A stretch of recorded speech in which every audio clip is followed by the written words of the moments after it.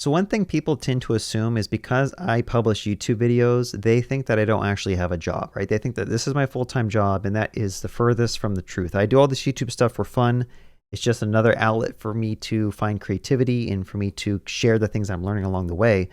But I do have a full-time job. I work 8 hours a day on a project that is over 500,000 lines of code, and I have learned a lot being on that project, and I wanted to kind of talk in this video about the differences in code bases and what happens when you work on a project that's 500,000 lines of code versus what you might see on working on a small little side project or working at a startup company. Let's talk about the size of a project. Depending on where you're hired to work, whether that's a startup or if you're working on a little side project, or if you're working at a large company like Google, the amount of code that you have to understand becomes larger and larger to a point where like you just cannot make very fast progress. And I think pointing that out is very important. So I'm going to go ahead and just draw a little diagram so we understand that there are different types of projects and their different sizes can really change the outcomes of like what you're working on. Now, if you watch my channel and you watch many other people on YouTube, most of the stuff they are making videos about are side projects. These are small scale projects that are like, I don't know, 10 to 20,000 lines of code, maybe up to 50,000 lines of code. But they are very, very small projects. And for the most part, 1 or 2 engineers can fully understand the entire project. They can understand most of every code and module and function in the project. And when the code is changing, you have a lot of people who can easily review the PRs and understand it. Now, after the side project, you typically have something like startup companies, okay? Again, I'm just making up numbers here, so you can correct me in the comments if there's anything that you think I'm doing incorrectly. So for example, I'm going to put like 50,000 to 300,000 lines of code. And it really also depends on how long the startup has been around and how many engineers they have contributing code daily to the startup. The amount of code can quickly grow if you have a bunch of engineers pushing content constantly to your project. And at a certain point, the project reaches a complexity where one engineer by themselves cannot understand the whole code base. Okay, let's move on to, I don't know, mid-sized projects. And then eventually you're going to have like enterprise or like Google type of size, right? Now, I would say the project I'm on is about a mid-sized project, right? We have to think 500,000 lines of code. It might be a little bit higher, but this project has been around for about 6 years now. I have been on this project from the start. So I started with absolutely no code. I've seen this project grow from 0 lines of code all the way up to 500,000 lines of code. And we've had 10 engineers full-time on this project. So we've been pushing code every day, full-time, writing unit tests, writing integration tests, writing end-to-end tests. Lots of stuff has been pushed to this project over the years. And this is the extent of my experience, right? I have worked with this type of project, but I will say that there's even larger projects out there. Like I'm guessing Google has projects that are probably millions of lines of code. I'm guessing Microsoft also has very, very large projects with tons and tons of functionality and features. Like if you imagine the operating system of Linux or the operating system of Windows or Mac OS, I'm guessing that has millions and millions of lines of code. And one engineer is just not enough to understand the whole code base. Okay, so the point of this video is I do want to talk about this mid-sized project that I've been on and kind of like the things that we run into as the project grows in size that becomes more and more difficult to even manage it and maintain it. And like I mentioned, most of the content creators on YouTube, they're talking about side projects and small projects. I don't think there's many people out there making content about like Google size projects or how to even like contribute to those or maintain them. If there are, leave a comment below so I can go watch them. Most people are showing you how to build something in like 8 hours, right? And that's obviously a side project scale. In fact, I should probably put 0 lines of code there. Okay, so what are some of the issues you're going to see as a project grows in size? And I'm going to give specific examples of the project that I work on. I'm going to say project size issues. Okay, so the first main one that I want to talk about is something called intellectual. So what intellectual control means, if you haven't heard this term, it's how well one engineer can fully understand the code base. So on smaller side projects and startups, you typically have like 1 or 2 engineers who just can understand everything. They understand every API endpoint. They understand the infrastructure, how it's all deployed out, how the front end is interacting with everything. They understand the authentication, the authorization, everything. The more intellectual control your engineers have over a code base, the faster you guys can move. But the issue is that the intellectual control of these projects, as they grow in size, it becomes harder and harder for one person to fully understand everything. And that is what you start seeing on the project that I'm talking about, is that when you hit 500,000 lines of code, unless you've been on this project from the start, which leads me to another point, we'll say churn rate. you will not understand how everything works. And so you'll have a bunch of pull requests from various engineers pushing their code. You try to read through it, you try to understand what's going on, but you just don't have a holistic view of how it all works, right? You might understand like a smaller domain of the project. Maybe you're really good at the back end or the front end or this small component that's in the front end, but understanding everything is extremely hard and it takes a lot of time. And I do have an advantage on this project because I've been on this project since the beginning. So I feel like I have a lot of intellectual control over how it all works. But even me, I feel like I've lost context of how stuff is working. And every week there's more and more changes getting pushed by engineers. And you just feel like you're slipping away from truly understanding all of the code. And I'm guessing this gets even worse on larger code bases, right? There's only so much the average engineer can hold in their head in terms of like understanding the project. And that's when you have to start doing different techniques of like breaking down the system, having better documentation so that when you onboard new people, they can actually like be productive versus flailing around with the code base. Okay. And that kind of leads to the second point that I mentioned is churn rate. The longer the project has been around, typically from what I've seen, engineers come and go, right? They might be on a project for 2 years and they get switched over to a different project. Or maybe if you're lucky, they stick around for a project for 3 or 4 years. But I would say that I have been kind of a rare specimen on this project where I've been around since the beginning on this project. And I've seen a lot of people come and go, right? And the issue with this is that as a project grows in size and you have more engineers who are leaving and joining and leaving and joining, it makes it even harder to keep that intellectual control up. And then you have to spend time onboarding people. So like you have a higher churn rate. You have to onboard people, which then eats into the time of the current engineers on the team to try to bring these other new engineers up to speed. And so you have to figure out ways to perfect that onboarding experience. And the one thing that we have found that's been really good is pair programming and ensemble programming, where basically if you're new, you're going to be working with someone else throughout the day. We're going to be trying to solve a problem together. We're going to be trying to implement a feature together, because it just turns out that like just giving the code base to someone and saying, hey, good luck, is just not a very optimal way to bring them up to speed. It's easier to just have them be in a Zoom with you all day and you guys can just pair on understanding the code and solving problems together. Now, I don't know how it works on larger companies like Google or Microsoft or whatever, but I kind of feel sorry for projects that don't do pair programming, because when you join a project that's this large, you literally don't feel like you know what you're doing. And it can be problematic, especially when a lot of projects do not document stuff well. A lot of projects do not have good onboarding documentation. A lot of projects require you to do a bunch of manual stuff on your machine to even get the code running. What I would recommend doing is that your code should be fully runnable from your laptop with a single command, right? npm run dev.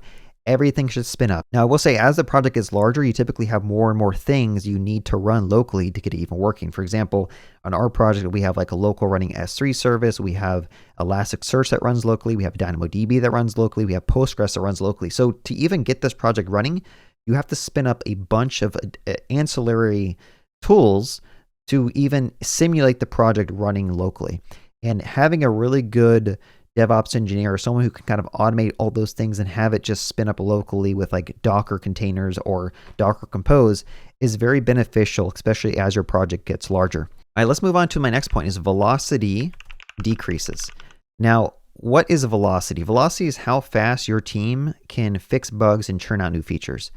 And it would make sense that as you have more code in the code base and you have users using your code, every time you want to get a little feature shipped or a bug shipped, there's typically a lot more red tape around everything. So I'm going to say velocity decreases, more red tape. What I've seen is that when a system is in production, it's a lot slower to get features deployed out because there are stakeholders who don't want stuff deployed on certain days or certain hours of the day. There are certain testing engineers who want to make sure everything is good before they ship it to production, because people are typically held responsible for when stuff breaks. And so if your neck is on the line for a failed deployment to production, that is going to slow down your velocity. We want to make sure that everything's good, cross your T's, dot your I's before we go to production. A lot of the times when we're watching YouTube videos and like listening to people give their conference talks, they're on side projects or they're on startups, right? And so they can move a lot faster because their intellectual control is high. The code base is smaller. They might not have thousands of unit tests and integration tests that need to run after a single code change.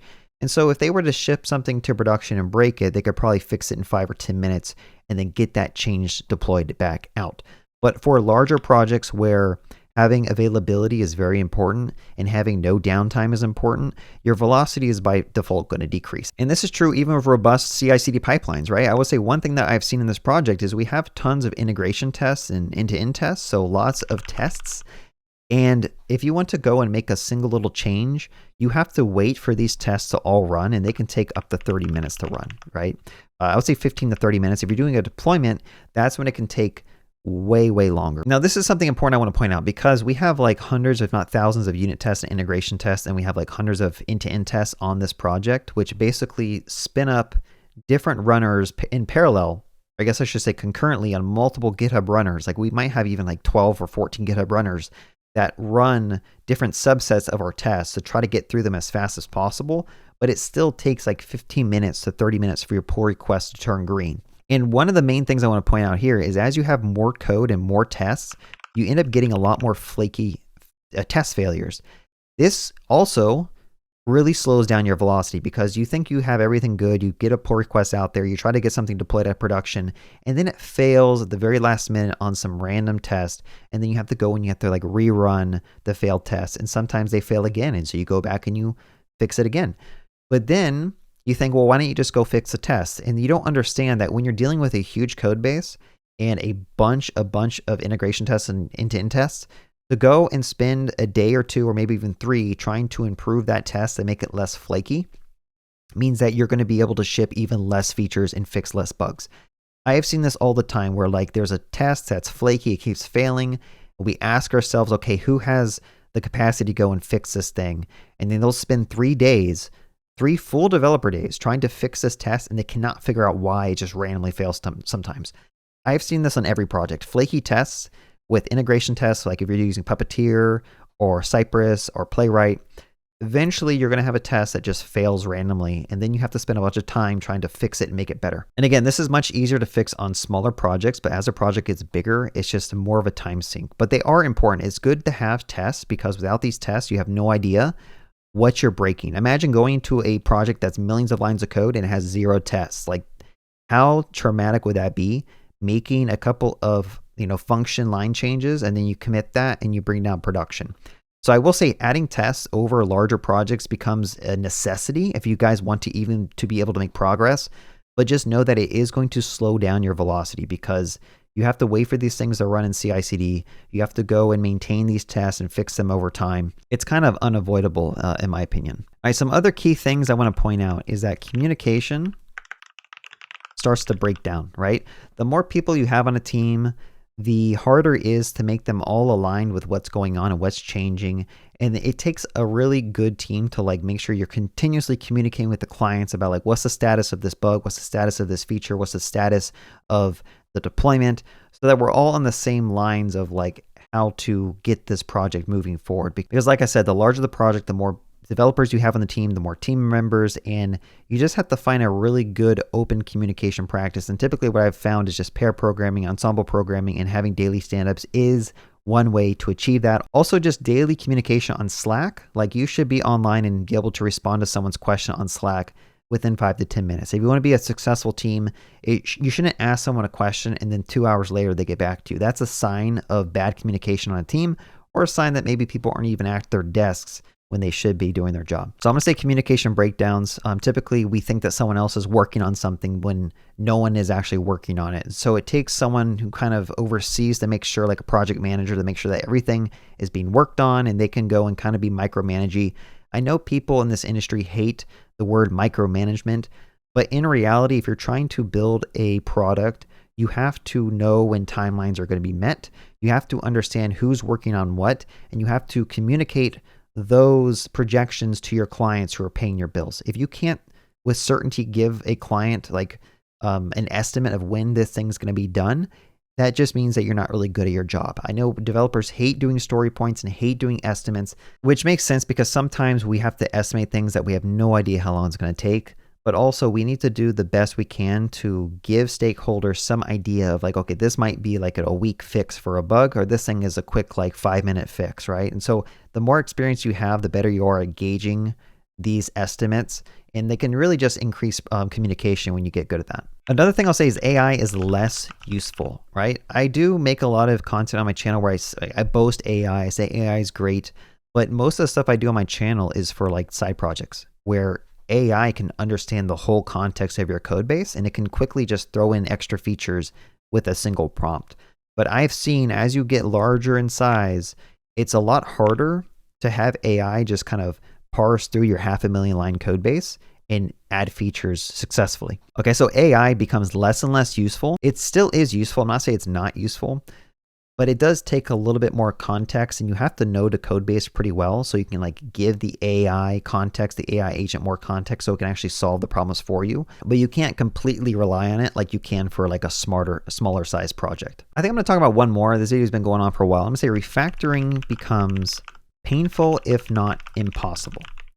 Okay. Now this one's really important. Imagine you have a project that is 500,000 lines of code, and you picked a tool such as React, or you picked some type of internal tool in React like Redux.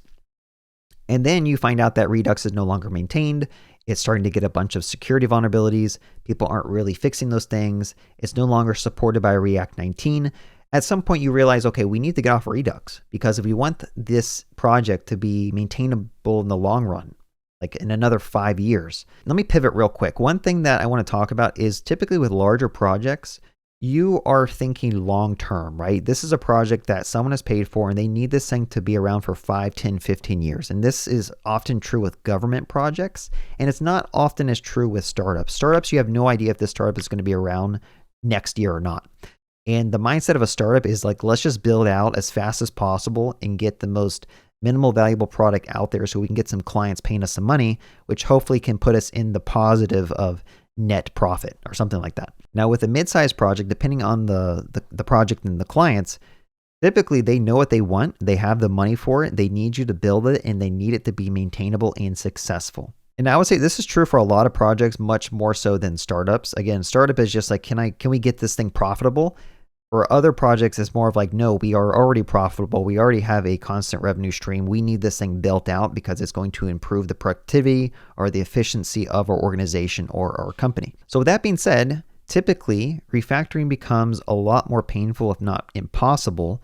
And going back to that Redux example, if all of your code base is written with Redux, getting off of Redux becomes such a painful effort that it's going to take you and your whole team away from shipping features and shipping bugs. And so you kind of have to do this balancing act of like, is refactoring away from Redux even worth it? Or should we just fork the Redux project and maintain it ourselves? And this is something I've run into multiple times with mid-sized projects. And unfortunately, there's just no getting around this. You end up having to just do the work and refactoring all the code if you want to switch over from one approach to another approach. And there are ways that you can kind of make your code more modular so that you can quickly refactor away from third-party services and libraries, but it's usually easier said than done. For example, one thing I'll kind of point out with this project that we completely screwed up on was we were importing the AWS V2 SDK all throughout our code base. I think we had like 80 or 90 different places we imported it, which turned into be a huge pain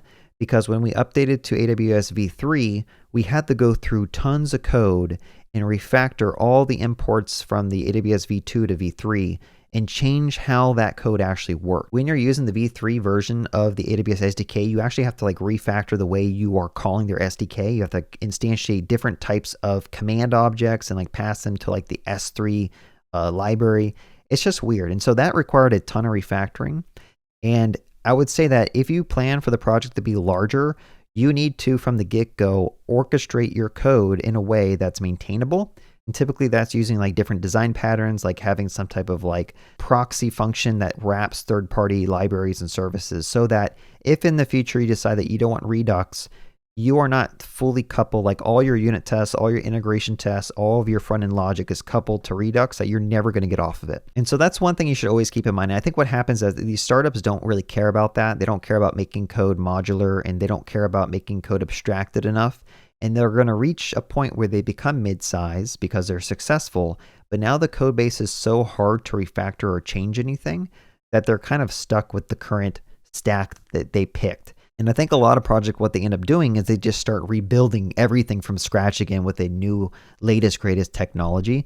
When in fact, what the right solution would have been was have someone who's good at system and code architecture who can properly wrap your code as needed so that refactoring becomes easier down the road. I'm sure there's tons of other things that I ran to with this project, but I wanted to keep this video kind of short. I could probably ramble for a while. So leave a comment below. If you guys are on a larger project that has like 500,000 or 1,000,000 lines of code, what are some of the challenges you have run into on your project that I think would be good for other developers online to learn about? I think sharing your experience can help us all become better engineers. So be sure to do that, and let's try to progress in the industry together. All right, have a good day and happy coding.